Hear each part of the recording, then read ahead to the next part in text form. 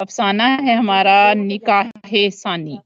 نکاح ثانی سے مراد یہ ہے جس طرح پہلا نکاح ہوتا ہے اس میں باقاعدہ قبول و اجزاب ہوتا ہے، اسی طرح دوسرے نکاح میں بھی باقاعدہ وہی طریقہ کار ہوتا ہے۔ سجاد حیدر یلدرم کا یہ افسانہ ہے۔ اس میں جو کردار ہیں وہ میاں، بیوی، بچی اور ایک طوائف یا بیسوا ہے۔ تھیم کیا ہے کہ بعض اوقات محبت کی تجدید کے لیے محبت کا اظہار اور نکاح ثانی کی ضرورت ہوتی ہے۔ افسانے کا خلاصہ کیا ہے؟ ایک ایسے خامد کی کہانی ہے جس کی بیوی بہت نیک سیرت اور اچھی خاتون تھی۔ جیسا اکثر اوقات افسانوں اور کہانیوں میں ہوتا ہے، ویسے ہی اچھی اور نیک بیوی ہونے کے باوجود وہ ایک بیسوا یا طوائف کے چکر میں آ کر اس کے دام فریب کا شکار ہو جاتا ہے اور اس کی راتیں اس طوائف کے کوٹھے پر گزرتی ہیں۔ منکوحہ بیوی اپنی بچی کو بھی سنبھالتی ہے اور اپنے خامد کے انتظار میں بھی بیٹھی رہتی ہے، لیکن اسے یہ پتا نہیں ہوتا کہ اس کا خامد کہاں ہے، اس جگہ وہ اپنی راتیں گزارتا ہے۔ اس کے علاوہ بیوی جو ہے وہ بڑی نیک صفت ہوتی ہے، وہ اپنے خامد کے کردار کو دنیا کے سامنے نہیں لانا چاہتی، اس لیے وہ اس راز کو دوسروں پر بھی ظاہر نہیں کرتی کہ میرا خامد راتوں کو گھر نہیں آتا۔ زندگی گزر رہی ہوتی ہے، آخرکار ایک خط آتا ہے جو اس کے خامد کا مکمل راز اور بھید جو ہے اس کے سامنے کھول دیتا ہے۔ اس خط میں اس بیسوا کے بارے میں مکمل معلومات دی جاتی ہیں اور یہ بھی بتایا جاتا ہے کہ کس وقت وہ طوائف زمانہ گھر پر ہوتی ہے۔ منکوحہ بیوی وہ پتہ پا کر اس ایڈریس پر جاتی ہے اور رو رو کر بیسوا سے رحم کی درخواست کرتی ہے اور اپنے خامد کی واپسی کی التجا کرتی ہے۔ بیسوا پر اس کی آہوزاری اثر تو کر رہی ہوتی ہے لیکن وہ متاثر نہیں ہوتی۔ اس ساری سچویشن میں خامد جو ہے وہ کوٹھے پر کباڑ بند کر کے اوپر بیٹھا ہوا ہوتا ہے اور وہ بیوی کی آہوزاری کو سن رہا ہوتا ہے۔ بیوی بہت زیادہ روتی ہے، اس سارے چکر میں اس کے سر سے دوپٹہ بھی اتر جاتا ہے لیکن اس طوائف پر اثر نہیں ہوتا۔ آخرکار نوبت یہاں تک پہنچ جاتی ہے کہ وہ عورت جس نے اس کے خامد پر قبضہ جمایا ہوتا ہے وہ غلط زبانی پہ آ جاتی ہے اور بیوی کو مارنے کا سوچتی ہے اور تیزی سے اس عورت کی طرف بڑھتی ہے اور اپنا ہاتھ اٹھاتی ہے کہ منکوحہ بیوی کے چہرے پر تھپڑ مارے۔ اسی وقت اس کا ہاتھ مضبوطی سے تھام لیا جاتا ہے۔ اصل میں ہوتا یہ ہے کہ میاں جو وہ ساری آہوزاری سن رہا ہوتا ہے اس کے دل میں باتیں آ رہی ہوتی ہیں، اس پر اثر بھی ہو رہا ہوتا ہے، لیکن وہ اسی جگہ پہ جامد ہوتا ہے، بیوی کے ساتھ جانے پر راضی نہیں ہوتا۔ لیکن جب وہ اپنی بیوی پر اس فحشہ کا ہاتھ اٹھتے ہوئے دیکھتا ہے تو اس کی غیرت اور محبت جاگ اٹھتی ہے اور بھاگ کر وہ اس کا ہاتھ پکڑ لیتا ہے اور اس پر جھوٹ سچ کی کیفیت واضح ہو جاتی ہے۔ اسے پتہ چل جاتا ہے کہ اس کی بیوی جو ہے اس سے سچی محبت کرتی ہے، تو وہ اس طوائف پر لعنت بھیج کر اپنی بیوی کے ساتھ واپس آ جاتا ہے اور رو رو کر اسے معافی مانگتا ہے اور کہتا ہے کہ میری خطاؤں کو معاف کر دو، اور بیوی بھی محبت کے جذبے سے ملغوب ہو کر اپنے خامد کو معاف کر دیتی ہے، جس پر وہ مرد کہتا ہے کہ بیوی کی طرف دوبارہ واپسی میرا نکاح ثانی ہے۔ اسی وجہ سے اس افسانے کو سجاد حیدر یلدرم نے نکاح ثانی کا نام دیا ہے۔ جی السلام علیکم سر۔ السلام علیکم۔ وعلیکم السلام۔ جی سر۔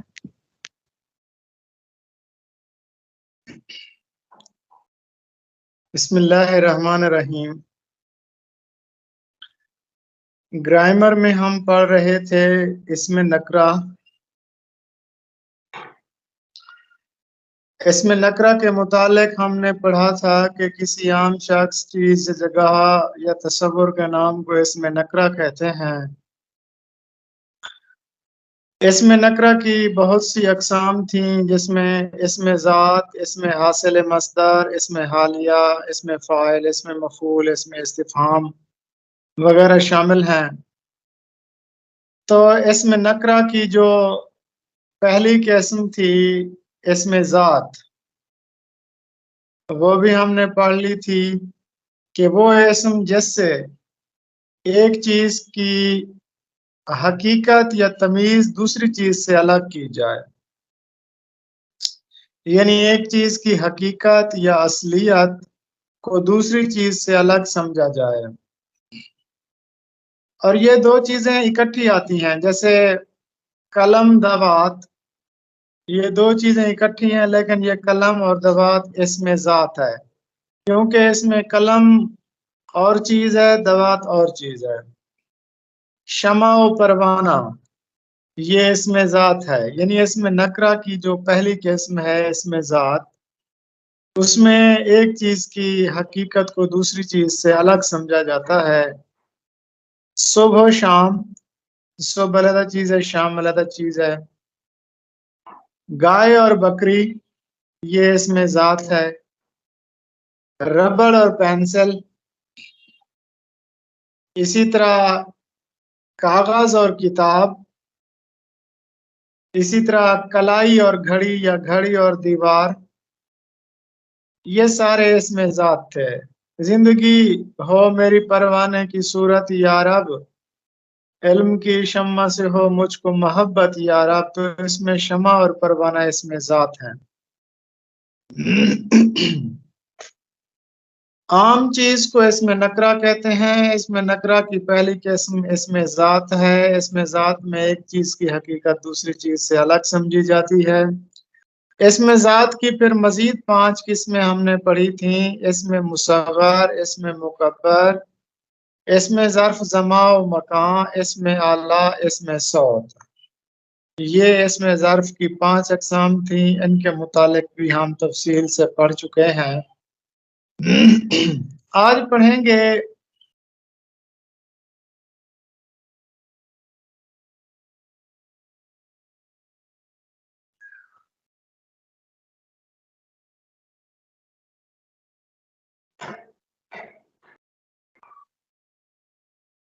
فعل لازم۔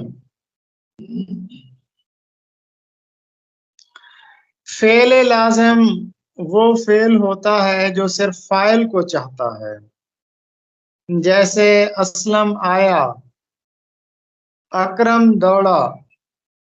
ان جملوں میں آیا اور دوڑا وہ فعل ہیں جن کو صرف فاعل کی ضرورت ہوتی ہے۔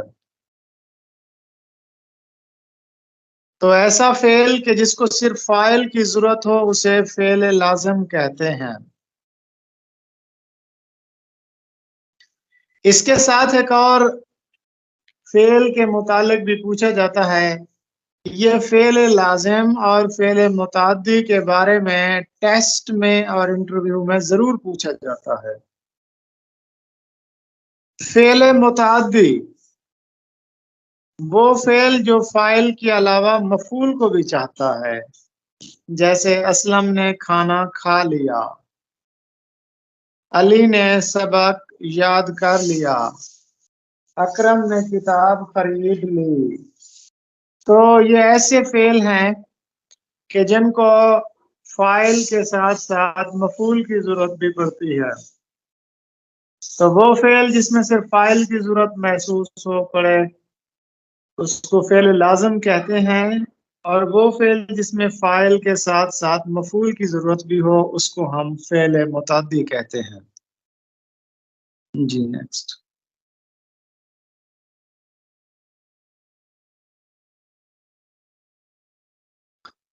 اقدار، ویلیوز جن کو کہا جاتا ہے۔ یونانی فلاسفرز کے نزدیک اقدار 3 قسم کی ہوتی ہیں۔ There are 3 types of values۔ اب وہ ویلیوز کون سی ہیں؟ حسن، خیر اور صداقت۔ یونانی مفکرین کے نزدیک جو ویلیوز ہوتی ہیں، جو معاشرے کی اچھی چیزیں ہوتی ہیں، کسی فرد یا کسی بھی معاشرے کی اچھی خوبیوں کو ویلیوز کہا جاتا ہے۔ ہاں، بری ویلیوز بھی ہو سکتی ہیں جن کو منفی اقدار بھی کہتے ہیں، مثبت اقدار بھی کہا جاتا ہے، لیکن عام طور پر کسی مثالی فرد یا مثالی معاشرے کے لیے مثبت اقدار کا تعین کیا جاتا ہے، ویلیوز جن کو کہا جاتا ہے۔ تو یونانی مفکرین کے نزدیک ویلیوز 3 قسم کی ہوتی ہیں: حسن، خیر اور صداقت۔ اور کچھ ویلیوز اضافی ہوتی ہیں، یعنی ایسی چیزیں جو انسان کی قدر میں اضافہ کرتی ہیں، جیسے دولت ہے، عزت ہے، شہرت ہے۔ اور کچھ ہوتی ہیں آفاقی اقدار، یعنی جن کو سب تسلیم کرتے ہیں، وہ ہیں حسن، خیر، صداقت۔ حسن، خیر اور صداقت یہ آفاقی اقدار ہیں۔ دولت، عزت اور شہرت یہ اضافی اقدار ہیں۔ آفاقی اقدار اور اضافی اقدار۔ تو اقدار کسی بھی فرد یا معاشرے کی بہترین خوبیاں ہوتی ہیں جو اس کی عزت میں اضافہ کرتی ہیں۔ یونانی مفکرین کے نزدیک ویلیوز یا اقدار جو مستقل اقدار ہیں، جن کو آفاقی اقدار کہا جاتا ہے، ان کی تعداد 3 ہے: حسن، خیر اور صداقت۔ اس کے ساتھ ساتھ کچھ اضافی اقدار ہوتی ہیں جیسے دولت، عزت، شہرت۔ جی، ایک مسلمان کے لیے وہ ویلیوز ہی معتبر ہیں اور اہم ہیں جن کا تعین اللہ تعالیٰ نے کر دیا ہے، اللہ کے رسول صلی اللہ علیہ وسلم نے کر دیا ہے، اور اسلام نے ہمیں جو اخلاقیات سکھائے ہیں، جو اقدار سکھائے ہیں، وہ ہمارے لیے ایز اے مسلم نہایت اہم ہے۔ اس کے بعد علم بیان و بدیع میں آج ہم نے پڑھنا ہے صنعت ترسیم۔ صنعت ترسیم میں کسی بھی شعر میں جو 2 مصرے ہوتے ہیں، ان مصروں میں آنے والے الفاظ کی تعداد، ان کا وزن اور ان کی آواز ایک جیسی ہوتی ہے۔ یعنی کلام کے اندر ہر لفظ اگر ہم وزن، ہم آواز اور ہم قافیہ ہے تو ایسی صنعت کو صنعت ترسیع کہا جاتا ہے۔ جیسے ہمت نے میری تجھے اڑایا، غفلت نے تیری مجھے چھڑایا۔ اب ہمت کے ساتھ غفلت، نے کے ساتھ نے، میری کے ساتھ تیری، تجھے کے ساتھ مجھے اور اڑایا کے ساتھ چھڑایا۔ تو پورے شعر میں جتنے الفاظ آئے ہیں وہ سب ہم وزن اور ہم قافیہ اور ہم آواز ہیں۔ تو کلام کے اندر ایسی خوبی کہ جب پہلے مصرے کے تمام الفاظ دوسرے مصرے کے تمام الفاظ کے ہم وزن اور ہم قافیہ ہوں، اس کو صنعت ترسیع کہتے ہیں۔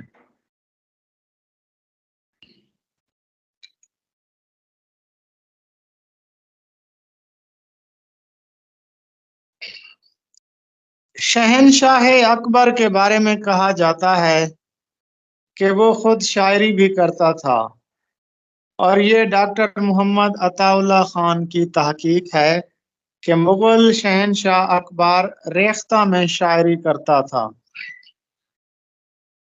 اکبر کا ایک شعر پیش کیا جاتا ہے کہ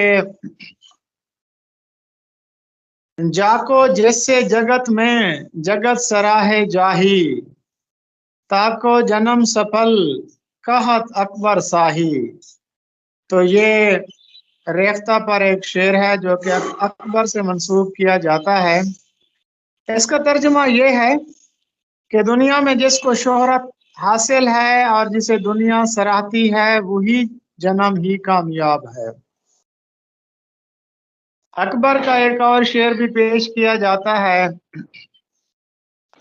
पथियाला की सू मजलिस गई तान सीन सू राग, हांसी बूरी बू बोली बू गियो बैरबल के साथ। साहिब सेव संग सरोज ने अकबर के अशार और दोहे नकल किए हैं। मुगल बादशाह जहांगीर, इनका इंतकाल 1627 ईस्वी में हुआ था। अहद जहांगीरी में उर्दू को हिंदी कहा जाता था, फिर अकबर के दौर में इसको रेख्ता कहा जाने लगा, और फिर शाहजहां के दौर में इसको उर्दू मुअल्ला का नाम दिया गया था। मुगल शहनशाह जहांगीर ने अपना एक रोजनामचा लिखा था। बादशाह जो अपनी डायरी लिखते हैं उसको तज़्क कहते हैं, जैसे तज़्के बाबरी, तज़्के जहांगीरी। तो जहांगीर बादशाह ने भी एक डायरी लिखी थी, अपनी खुद नवेश्त लिखी थी, कि जिसको तज़्के जहांगीरी कहा जाता है। तज़्के जहांगीरी में कुछ ऐसे अल्फाज इस्तेमाल हुए हैं जो कि उर्दू के थे, यानी तुर्की जुबान के थे, जिनमें तालाब, बिल्ली, थाना और चौकीदार वगैरह शामिल है। जी नेक्स्ट स्लाइड। इब्न बतूता, जो कि एक मशहूर सयाह थे जिनका ताल्लुक मराकेश से था, इनका असल नाम अबू अब्दुल्ला था। ये 14वीं सदी ईस्वी के मशहूर सयाह थे और ये मुअर्रिख भी थे। उर्दू नस्र का आगाज व इर्तिका डॉक्टर रफिया सुल्ताना का तहकीकी मकाला है। इब्न बतूता का जिक्र भी डॉक्टर रफिया सुल्ताना ने किया है। इब्न बतूता फिरोज शाह तुगलक के अहद में हिंदुस्तान आया था। इब्न बतूता का जो सफरनामा है, उसने जो अपना सफरनामा लिखा था, उसमें 40 अल्फाज उसने उर्दू के लिखे हैं, जैसे कोतवाल, समोसा, मंडी वगैरह। तो ये सारे उर्दू के अल्फाज इब्न बतूता ने हिंदुस्तान की सयाहत के दौरान अपने सफरनामे में लिखे। मुगल शहनशाह शाहजहां, जिन्होंने ताजमहल बनवाया था, तो जिनको तामीरात का शहजादा भी कहा जाता है, उनका असल नाम था शहाबुद्दीन मोहम्मद शाहजहां। जी नेक्स्ट।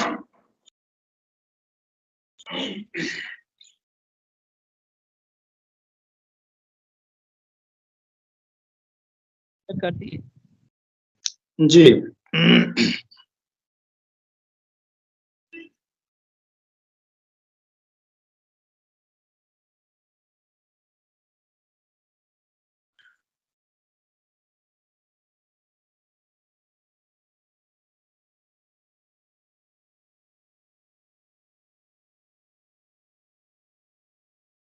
जी पहली मारूजी है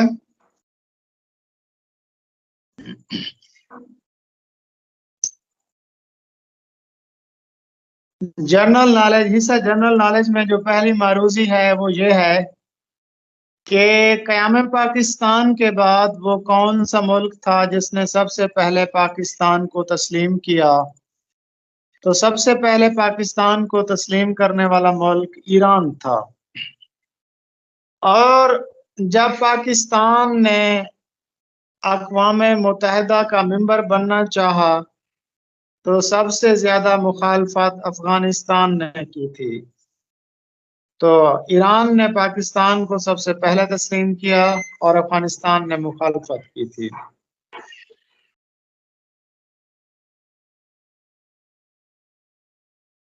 महमूद गजनवी ने हिंदुस्तान पर कितने हमले किए थे? आप सबके इल्म में है कि महमूद गजनवी का ताल्लुक अफगानिस्तान से था। ये अफगानिस्तान के बादशाह थे। ये पिशावर के रास्ते सबसे पहले मुल्तान पहुंचे, मुल्तान को फतह किया। اس کے بعد پھر لاہور پہنچے، لاہور کو فتح کیا۔ اس کے بعد پھر انہوں نے ہندوستان کے علاقے گجرات، جس میں سومناتھ کا مندر بھی تھا، وہاں تک پہنچے۔ تو انہوں نے کل 17 حملے کیے تھے ہندوستان پر۔ انہوں نے جو پہلا حملہ کیا تھا، یا جو ان کی پہلی لڑائی تھی، وہ راجہ جے پال کے خلاف تھی۔ یہ سن 1001 کی بات ہے۔ اگست 1001 میں محمود غزنوی نے راجہ جے پال کو شکست دی تھی۔ اور ایک مشہور جملہ بھی ان کے بارے میں ہے، انہوں نے کہا تھا کہ میں بت فروش نہیں بلکہ بت شکن ہوں۔ جب انہوں نے سومناتھ کے مندر توڑے تھے تو بہت سے ہندو آئے تھے اور کہا کہ ہمارے اس دیوتا کو نہ توڑیں، ہم آپ کو مال و متاع دیتے ہیں۔ اس کے بعد ہے تھل ڈیزرٹ۔ تھل ڈیزرٹ یہ پنجاب میں موجود ہے اور اس کو صحرائے تھل کہا جاتا ہے۔ یہ صحرا دریائے سندھ اور دریائے جہلم کے درمیان موجود ہے، اور یہ صحرا 6 ضلعوں میں پھیلا ہوا ہے: میاوالی، بکھر، خوشاب، جھنگ، لیا اور مظفر گڑھ۔ یہ ان علاقوں میں پھیلا ہوا ہے، اور یہ خوشاب سے شروع ہوتا ہے۔ خوشاب کا ایک مقام ہے جوہر آباد، وہاں سے یہ صحرا شروع ہوتا ہے اور پھر یہ مظفر گڑھ تک پہنچ جاتا ہے۔ تو اس صحرا میں ہر طرف ریت کے ٹیلے ٹبے موجود ہیں، اس میں پانی کم ہے اور آبادی بھی ان علاقوں میں کم ہے۔ تو یہ 6 اضلاع میں موجود ہے صحرائے تھل۔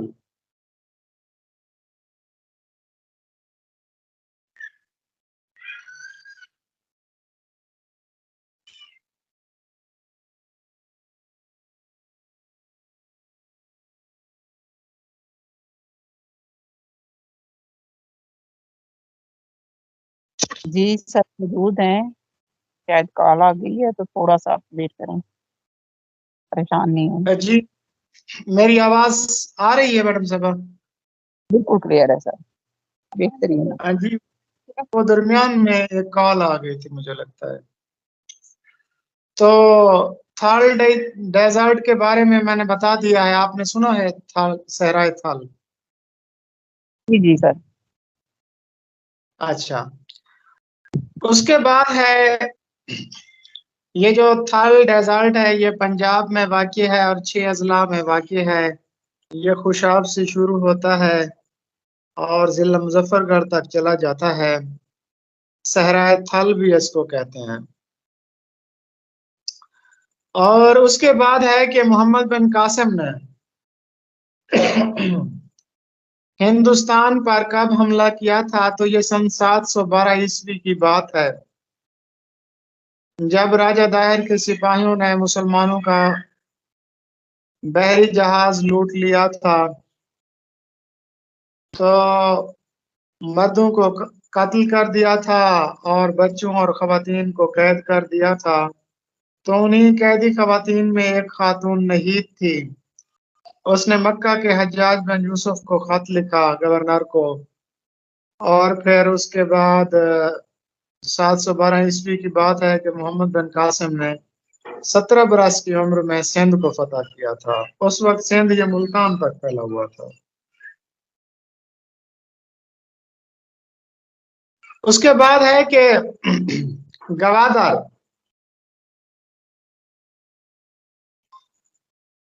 گوادر صوبہ بلوچستان میں موجود ہے۔ یہ ایک بندرگاہ تھی جسے 8 سپٹمبر 1958 میں پاکستان نے عمان سے خریدا تھا۔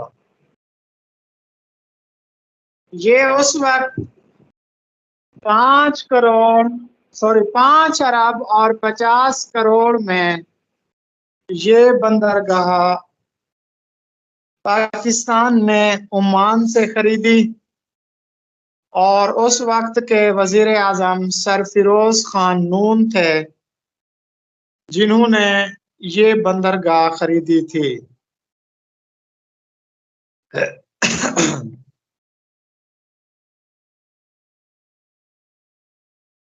جی میڈم صاحب، میری آواز پہنچ رہی ہے آپ تک؟ سر بہترین آ رہی۔ جی، تو پاکستان نے گوادر خلیجی ملک عمان سے خریدی تھی، 8 سپٹمبر 1958 کو خریدی تھی، اور سرفروز خان نون اس وقت وزیر اعظم پاکستان تھے، انہوں نے اس کو خریدا تھا، اور یہ 5 ارب اور 50 کروڑ روپے میں خریدی گئی۔ اس کے بعد نیکسٹ معروف ہے کہ رنجیت سنگھ نے رنجیت سنگھ توڑ کا کشمیر، رنجیت سنگھ نے کشمیر کو کتنے روپوں میں بیچا تھا؟ رنجیت سنگھ نے کشمیر کو 75 لاکھ میں بیچا تھا۔ اب سب لوگ ذرا یہ کشمیر بکنے کی کہانی کو ذرا توجہ سے سنیں۔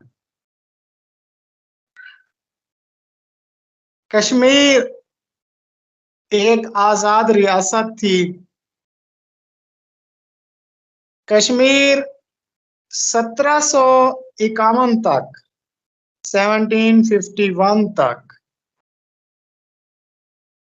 اس سال تک کہ جب میر تقی میر نے اپنا تذکرہ نکات الشورا لکھا تھا نا 1752 میں، اس طرح ذرا تھوڑا سا اس کو آپس میں میچ کر لیں تاریخ کو۔ کشمیر ہندوستان کا ایک علاقہ ہے، اور یہ ہندوستان کی ایک آزاد ریاست تھی، اور یہ 1751 تک مغلیہ سلطنت کے انڈر رہی۔ اس کے بعد پھر یہ احمد شاہ ابدالی کے کنٹرول میں آ گئی ریاست۔ 1751 تک مغل سلطنت کے پاس رہی،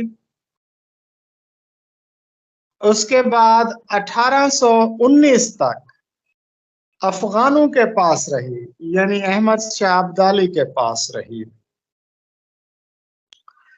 اس کے بعد پھر مہاراجہ رنجیت سنگھ نے افغانیوں کو شکست دے کر 1819 میں کشمیر پر قبضہ کر لیا تھا۔ 1751 تک مغلوں کے پاس، 1819 تک افغانیوں کے پاس، پھر مہاراجہ رنجیت سنگھ نے افغانیوں کو شکست دی۔ اب 1819 سے لے کر 1845 آواز نہیں آ رہی، نہ ہی سلائڈ سلائڈ شو ہو رہی ہے، آواز بھی کلیئر ہے، سلائڈ بھی شو ہو رہی ہے۔ جی میڈم، مجھے آپ کی آواز بالکل کلیئر آ رہی ہے۔ میم آواز کلیئر ہے لیکن سلائڈ شو نہیں ہو رہی۔ چلو سلائڈ چھوڑ دیں، سلائڈ کو چھوڑ دیں، سلائڈ مجھے شیئر ہو رہی ہے۔ اچھا ذرا سنیں، میں آپ کو کشمیر کے بکنے کی کہانی سنا رہا تھا۔ 1751 تک کشمیر مغلوں کے پاس رہا، اس کے بعد 1819 تک کشمیر افغانیوں کے پاس رہا،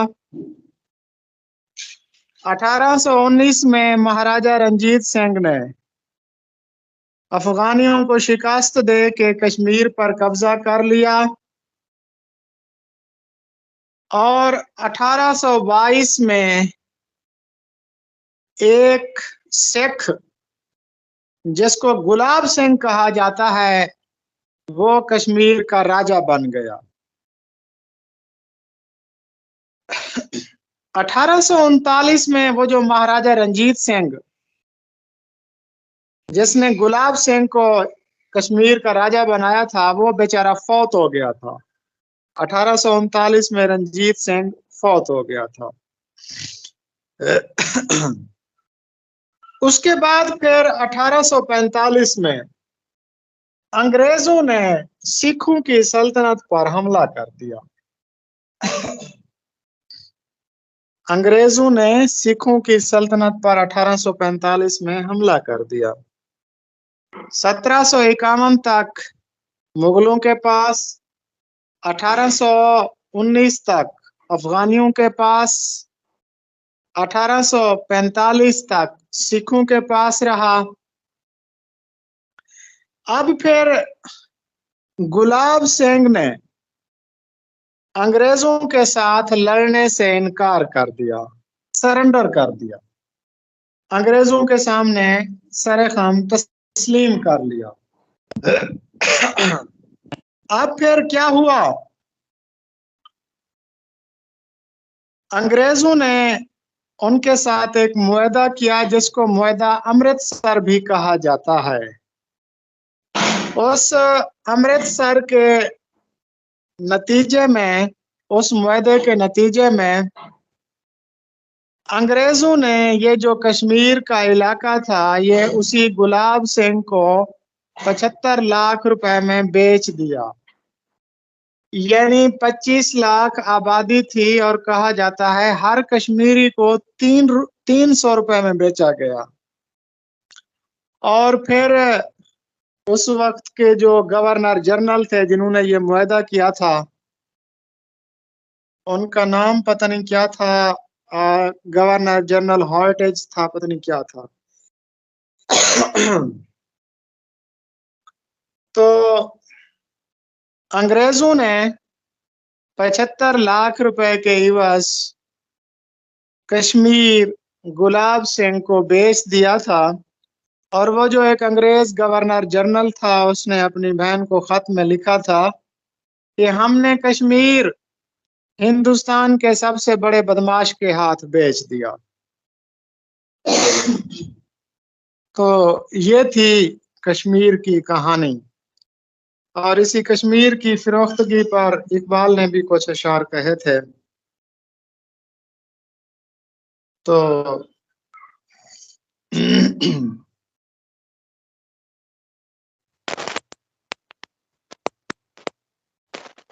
जी ये कश्मीर की कहानी सब बच्चों को समझ आ गई? जी सर। जी उसके बाद है द मोस्ट पॉपुलस कॉन्टिनेंट के सबसे ज्यादा आबादी वाला बर आज़म कौन सा है? आपके इल्म में है कि इस कुराए अर्ज पर 7 बर आज़म हैं। एक 8वां बर आज़म भी है जिसको उशैनिया कहा जाता है। इनमें आबादी और रकबे के लिहाज से जो सबसे बड़ा बर आज़म है वो बर आज़म एशिया है। बर आज़म एशिया में कुल 48 ममालिक हैं और कहा जाता है पूरी दुनिया की 61% पॉपुलेशन जनूबी एशिया में रहती है। तो आबादी के लिहाज से सबसे बड़ा कॉन्टिनेंट बर आज़म एशिया है। हीमोडायलिसिस, हीम कहते हैं ब्लड को यूनानी जबान में, तो खून साफ करने का अमल हीमोडायलिसिस उसको कहा जाता है। उसके बाद है पाकिस्तान का सबसे बड़ा जजीरा कौन सा है? आप सबके इल्म में है कि पाकिस्तान में कुल 20 जजीरे हैं। सबसे ज्यादा जजीरे तो इंडोनेशिया में है ना, तकरीबन 10,000 के करीब। पाकिस्तान में सिर्फ 20 आइलैंड्स हैं, 20 जजीरे हैं। उनमें सबसे बड़ा जजीरा, उसको अस्तोला कहा जाता है, अस्तोला, जजीरा अस्तोला। इसका दूसरा नाम जजीरा हफ्त तिलार भी है। जजीरा हफ्त तिलार भी इसको कहा जाता है। हफ्त तिलार का मतलब होता है 7 पहाड़ियां। इस जजीरे पर 7 पहाड़ियां हैं और ये जजीरा समंदर में तकरीबन 6.5 किलोमीटर एरिया पर फैला हुआ है। पाकिस्तान में कुल 20 जजीरे हैं। सबसे बड़ा जजीरा अस्तोला है। इसका दूसरा नाम जजीरा हफ्त तिलार भी है, क्योंकि यहाँ पर 7 पहाड़ियां हैं छोटी छोटी। और इसकी कुल लंबाई 6.5 किलोमीटर है, 6.5 किलोमीटर है।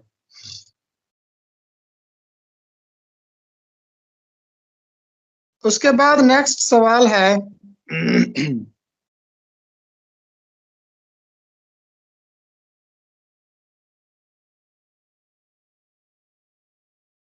हमने पहला फलसफा पढ़ा था आइडियलिज्म का, जिसके बानी अफलातून थे, जो रूह पर ज्यादा फोकस करता था।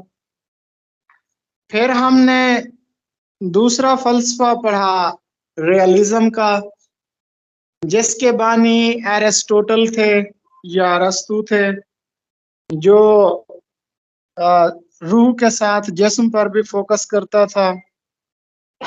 फिर हमने तीसरा फलसफा पढ़ा नेचुरलिज्म का, जो कि जॉन जैक्स रोसो ने पेश किया था, और जो मैटर पर और नेचर पर फोकस करता था। आज हम चौथा फलसफा पढ़ रहे हैं प्रैग्माटिज्म का। प्रैग्माटिज्म यूनानी जबान के लफ्ज प्रैग्मा से मिलकर बना है। प्रैग्मा का मतलब होता है एक्शन, यानी कोई काम करना। प्रैग्माटिज्म का फलसफा अमेरिका में सबसे पहले मुतारिफ हुआ। इस फलसफे के मुताबिक इंसान के पास हकीकी इल्म वही है जो वो अपने तजर्बात से सीखता है। ये कहते हैं कि तब्दीली दुनिया की सबसे बड़ी हकीकत है। वक्त के साथ साथ चीजें तब्दील होती रहती हैं और ये मुस्तकिल तब्दीली का अमल जारी है, तो तब्दीली ही मुस्तकिल हकीकत है। और फिर यह फलसफा कहता है कि हमें तमाम मसाइल साइंसी बुनियाद पर हल करने चाहिए, यानी यह साइंटिफिक मेथड पर जोर देता है, एक्सपेरिमेंटल नॉलेज को रियल समझता है और तब्दीली को दुनिया की सबसे बड़ी हकीकत या रियलिटी समझता है। जी मैडम साहब नेक्स्ट। जी सर। अच्छा, अब इस फलसफे को पेश करने वाला कौन था? प्रैग्माटिज्म को अमेरिका का एक साइकोलॉजिस्ट था, educationist, John dewy, Kilpatrick, John dewy और विलियम जेम्स, ये प्रैग्माटिज्म फलसफे के कायल थे। तो थोड़ा सा मैं यहीं पे बात को रोकता हूं। अब आप मुझे बताएं कि ये जो 4 फलसफे आपने पढ़े, आइडियलिज्म, रियलिज्म, नेचुरलिज्म और प्रैग्माटिज्म, तो आप किस फलसफे को सपोर्ट करते हैं?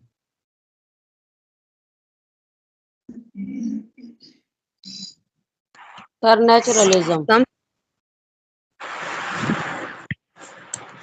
پریگمیٹزم کو سر. جی سر پریگمیٹزم. کیونکہ سر واقعی میں انسان اپنے تجربات سے سیکھتا ہے، اور جو تجربوں سے سیکھا ہوتا ہے وہ کبھی نہیں بھولتا. کتابوں کا پڑھا بھول جاتا ہے، لیکن جو زندگی میں حالات و واقعات گزرے ہوتے ہیں وہ نہیں بھولتے. دوسرا اگر یہ دیکھا جائے نا تو ہر جو فلسفہ ہے یا تھیری ہے یہ اس کی اپنی ایک اہمیت ہے، ہر دور میں ان کی ایک اپنی اہمیت رہی ہے. تو جو بھی فلاسفرز تھے جنہوں نے یہ تھیریز پیش کی ہیں تو اس وقت کا جو تجربہ تھا اس وقت کے حساب سے بالکل بہترین تھا، تو تبھی انہوں نے پیش کی ہے. تو سب بہترین ہیں. اگر ہم دیکھیں تو آج کل کے دور میں ماڈرن جو ایج چل رہی ہے اس میں جو پریگمیٹزم ہے وہ زیادہ بیسٹ ہے، کیونکہ تبدیلی ہی جیسے سر نے بتایا ہے کہ دنیا کی طاقت ہے، اور یعنی کہ انسان جو ہے ڈے بائی ڈے، دن بائی دن جو ترقی کر رہا ہے، تو اس میں بھی تبدیلی کا جو عنصر ہے وہ واضح بھی ہے اور اہم بھی ہے. باقی سر بہتر جانتے ہیں، سر ہی رہنمائی فرما دیں گے. آپ کا نام کیا ہے؟ سر میں انم. ماشاءاللہ بہت اچھا بول رہی ہیں سر. Thank you ma'am.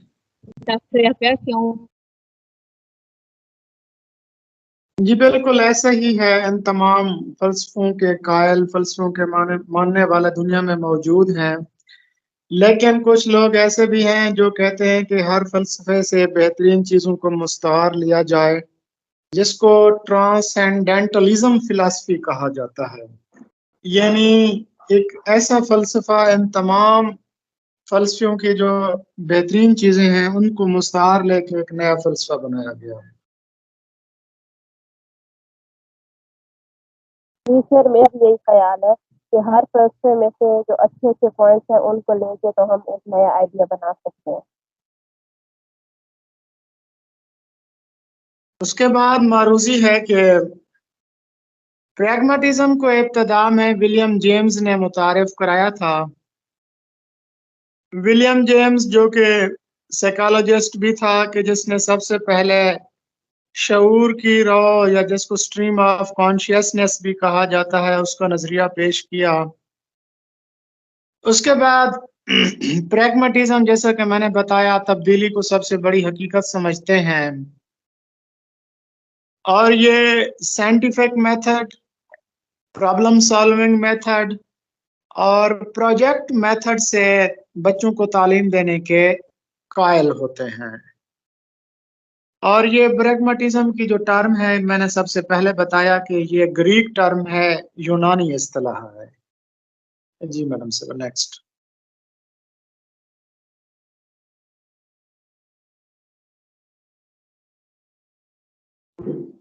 جی مس میمونہ صاحب آپ اس کو ریڈ کر دیجئے. جی سر. سید مظفر حسین برنی نے اس ادبی و سیاسی شخصیت کے خطوں کو 4 ضخیم جلدوں میں مدون کیا ہے. جی اس کا جواب ہم پڑھ چکے ہیں.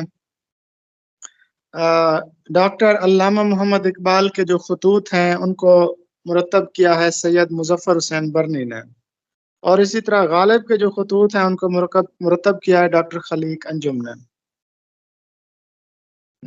ذرا گرین ٹی بنا رہے ہوا. مہر نیم روز مرزا غالب کی تصنیف ہے، اس کا موضوع کیا ہے؟ جی مہر نیم روز کے متعلق تفصیلی ہماری گفتگو ہو چکی ہے. تو یہ خاندان مغلیہ کی ناتمام تاریخ ہے. شہر آشوب کون سی صنف نظم ہے؟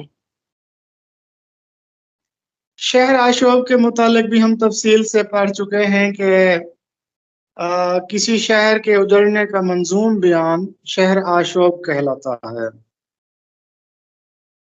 یعنی کسی شہر کی پریشانی، گردش زمانی اور ابتری کا بیان. سب سے زیادہ شہر آشوب دلی کے لکھے گئے.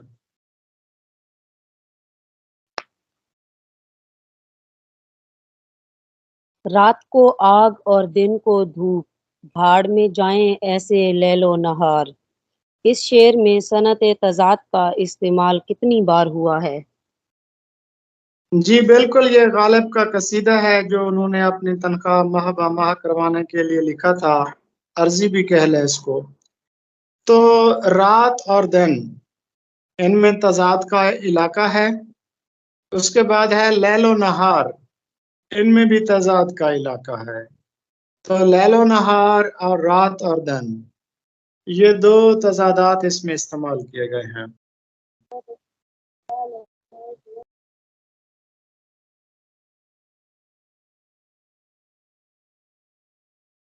جی یہی نیکسٹ شیخ پڑھیے۔ حرم ہے جو چرا کر بیچ کھاتا ہے، یہی شیخ حرم ہے جو چرا کر بیچ کھاتا ہے، گلی میں بو زرو دل کے ویسو چادر زارا۔ اس شعر جی میں مرکب اضافی کا استعمال کتنی بار ہوا ہے؟ جی یہ شعر میں آپ کو تھوڑا سا سمجھا دوں کہ سب سے پہلے ہم نے مرکب اضافی دیکھنا ہے۔ شیخ حرم، اس کے بعد ہے گلی میں بوزر، اس کے بعد ہے دل کے اویس، اس کے بعد ہے چادر زہرا۔ یعنی اس میں 4 مرکبات استعمال ہوئے ہیں، مرکب اضافی۔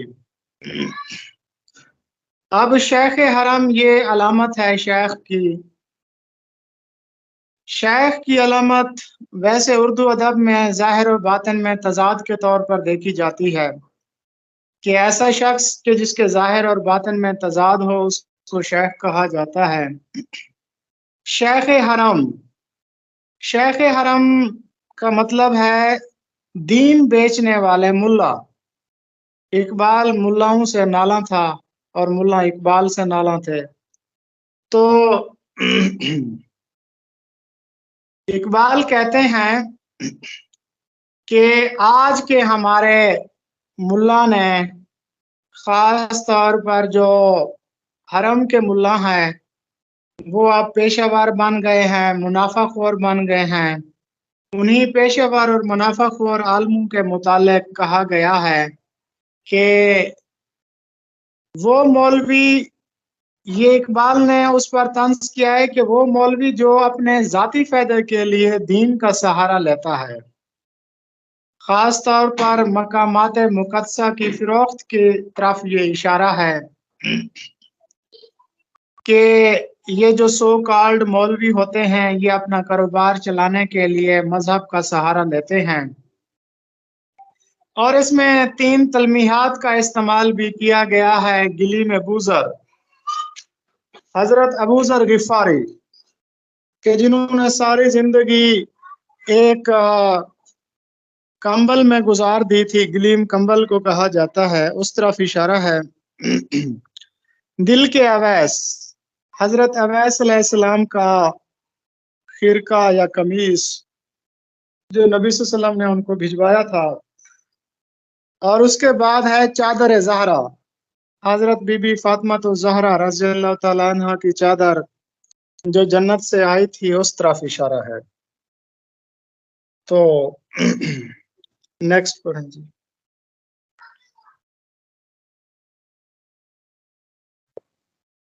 پامال راستوں کو ترک کر کے ایک تخلیقی جذبے کے تحت نئی قدروں کی تلاش میں منہمک ہونے کے عمل کو ادب کی اصطلاح میں کیا نام دیا جاتا ہے؟ اس کے متعلق بھی ڈسکس ہم کر چکے ہیں۔ کلاسیکیت کیا تھی؟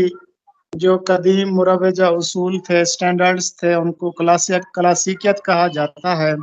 اور اس کے جواب میں پھر رومانویت کا نعرہ بلند ہوا تھا کہ نئی قدروں کی تلاش کا عمل رومانویت کہلاتا ہے۔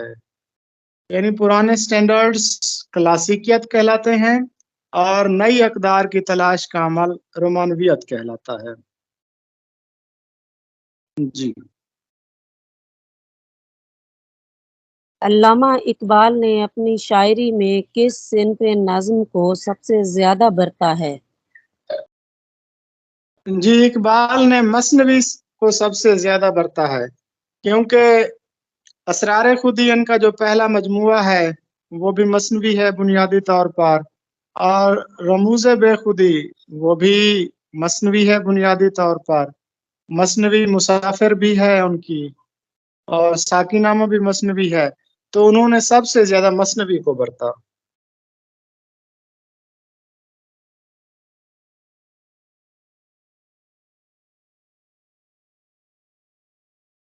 حاصل ربائی حاصل گفتگو کون سا مصرع ہے؟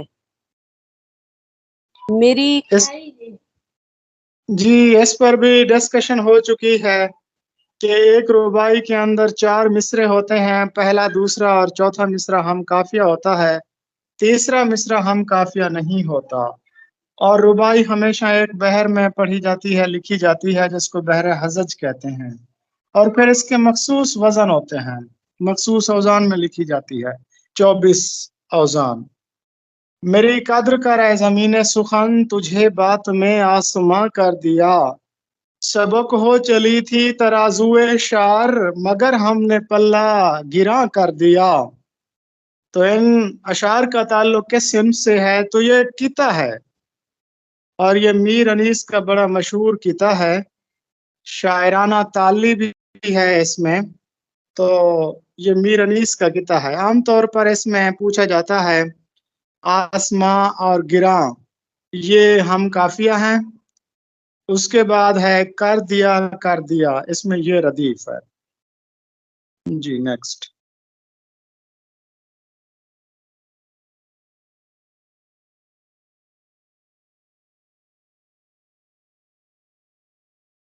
مونا جی میم جی اس کو نیکسٹ ابھی میرے پاس تو نہیں شو ہو رہی جی۔ ایجوکیشنل کانفرنس 1947 کی صدارت کس نے کی تھی؟ پاکستان بننے کے بعد پاکستان کے تعلیمی صورتحال کا جائزہ لینے اور مستقبل کے تعلیمی اہداف کے تعین کے لیے ایک تعلیمی کانفرنس کا انعقاد کیا گیا تھا کراچی میں 1947 میں، جس کے پریزیڈنٹ قائد اعظم تھے، لیکن وہ بیماری کی وجہ سے آ نہ سکے، تو پھر اس وقت کے جو وزیر تعلیم تھے فضل الرحمان، یہ ہمارے موجودہ فضل الرحمان نہیں، اکثر لوگ یہی سوچیں گے کہ فضل الرحمان یہی ہیں، نہیں، اس وقت کے جو وزیر تعلیم تھے ان کا نام بھی فضل الرحمان تھا، تو انہوں نے پھر وہ صدارت کی تھی، اور قائد اعظم کا صدارتی خطبہ پڑھ کر سنایا گیا تھا۔ وہ ہم ایجوکیشن میں ڈسکس کریں گے کہ قائد اعظم کا صدارتی خطبہ کیا تھا۔ تو ایجوکیشنل کانفرنس 1947 کی صدارت قائد اعظم نے کی تھی۔ اچھا ایک منٹ، اس کا جواب دیکھیں ذرا میڈم صاحبہ، کسی کے پاس ہے؟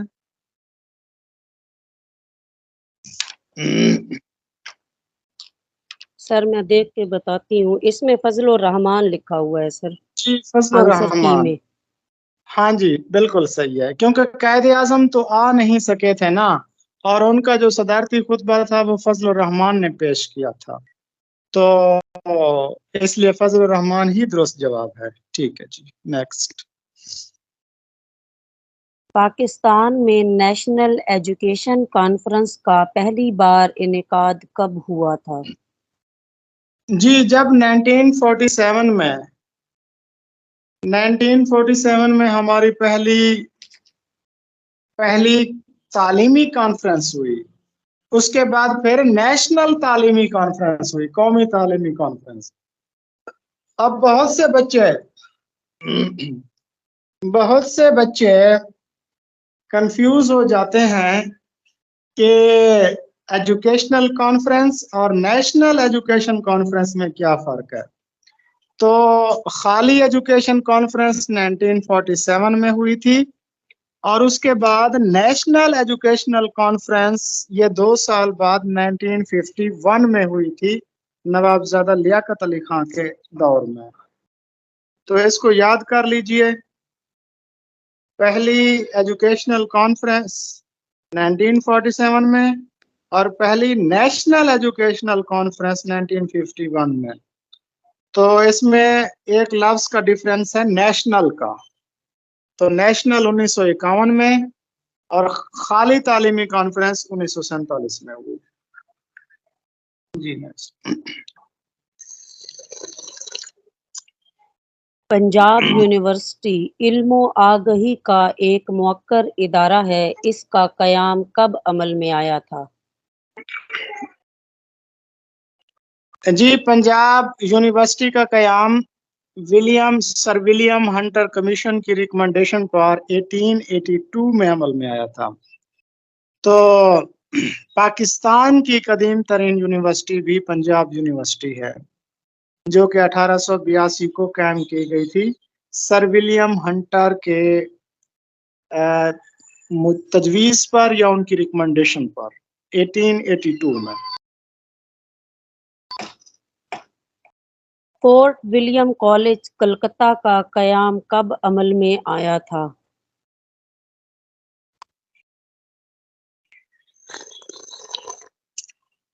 جی، فورٹ ولیم کالج کا یہ سر اس کے بارے میں بتا دوں؟ ہاں جی بالکل بتا دیں. فورٹ ولیم کالج کا قیام 10 جولائی 1800 کو عمل میں آیا تھا، لیکن سرنگا پٹم کے مقام پر جو ٹیپو سلطان کی ایک ریاست تھی میسور، سرنگا پٹم کے مقام پر جو لڑائی ہوئی تھی وہاں پہ ٹیپو سلطان کو شکست ہوئی تھی.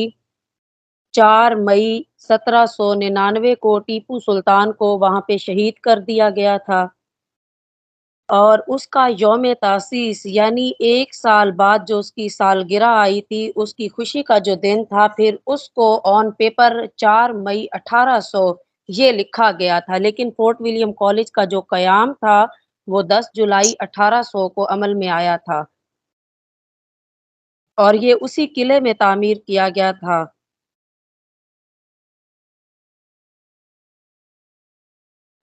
جی بالکل زبردست. یعنی 10 جولائی سن 1800 کو فورٹ ولیم کالج کا قیام عمل میں آیا.